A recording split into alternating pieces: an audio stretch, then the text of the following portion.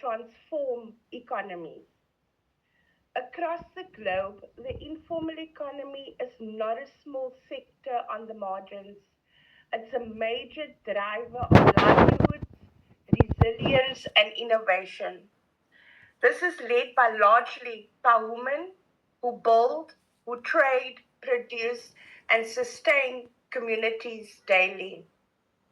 And yet, too many of these businesses remain in survival mode.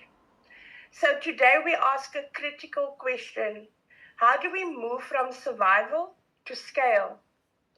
What this segment has already made clear is that the future of inclusive economic growth depends on the collaboration between the formal and the informal economy.